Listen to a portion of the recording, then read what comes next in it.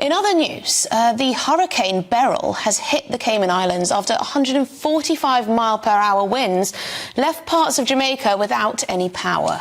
So Grenada was also hit hard by the storm, which killed at least 10 people across the Caribbean. Some truly shocking images there that you can see. And this comes as Greece battles wildfires. Heavy lightning triggered 2 fires on the island of Thassos.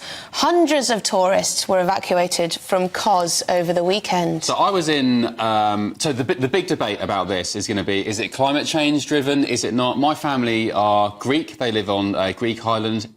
Every summer, from Lesvos, yeah. Oh. So every summer over in Greece and the Greek islands, especially on Lesvos, every summer is 38, 39, 40 degrees. In recent years, the last 5 years, any time we see these wildfires, and we've had them in Lesvos, people say, oh, it's climate change. It's climate change.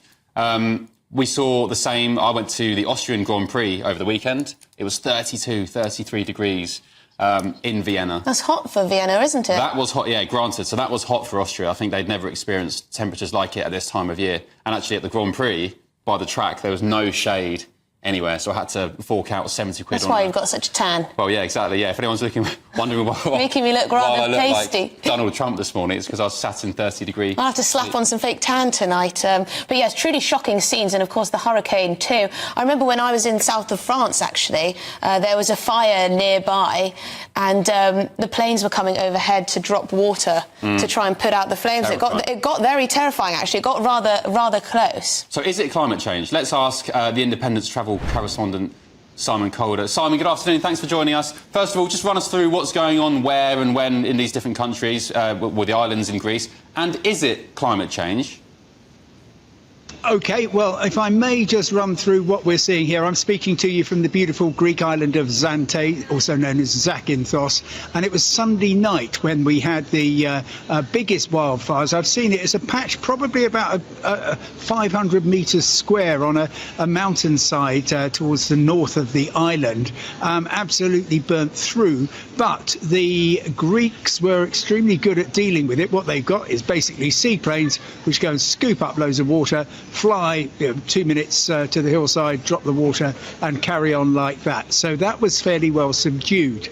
Right across on the other side of Greece, very close to the Turkish coast, the islands of Chios and the island of Kos, we have seen some really more serious wildfires, to the extent that we saw an evacuation earlier this week of thousands of British holidaymakers in the resort of Cardamina in Kos, and they were basically just sort of kept up all night, found a bit of room in a hotel lobby, given some breakfast, and then allowed back to their hotels.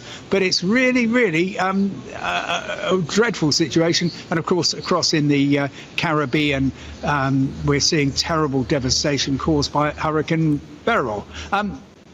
Is it climate change? I don't know. It's certainly very alarming. Yes, terribly alarming. We're just looking at footage there of the wildfires in particular, and a scene there of people being evacuated to what looked like a football pitch. People just sitting there on the grass, I guess, waiting it out. Do we know how much destruction there's been? Has there been destruction of private property, or just the wildlife and the nature? Yeah, it is. I think mostly just wildlife, and we've seen precautionary evacuations. Now, that's critical because, of course, it was last July we saw, really at the start of the main school summer holidays, at least for people in England and Wales, on the island of Rhodes, we saw absolutely massive wildfires tearing down from the hills in the centre of the island down towards the east coast, causing a vast amount of disruption and being extremely scary for a lot of people who were staying there. They were evacuated, but it was very messy, very disjointed. And I think these civil protection authorities are really just trying to get ahead of this. But yeah, we've had the Prime Minister Mitsotakis saying this week, we've got to get used to this and we've got to get better at handling it.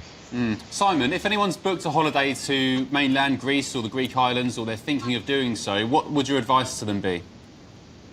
Well, you kind of know what you're getting. It's not quite yet the peak season for extreme heat or for the potential of wildfires yet. Yeah, we're still in the first week of July, of course. But if you are if you were going to a resort that was closed because of a wildfire, then the holiday company really has to offer you a refund. We have actually seen a few people who were booked to travel out to Cartagena and Kos being told, sorry, your holiday's off, but flights still going in and out, and you haven't actually got any legal rights to change at the current situation. What you could do is have a word with the holiday company and say, look, I've just been seeing on the GBNews, I was seeing all these fires, I'm a bit worried about it, can you send me sort of somewhere, like Portugal, where you've got the Atlantic breezes, and hopefully on the Algarve you won't see too many problems, but it's entirely at their discretion.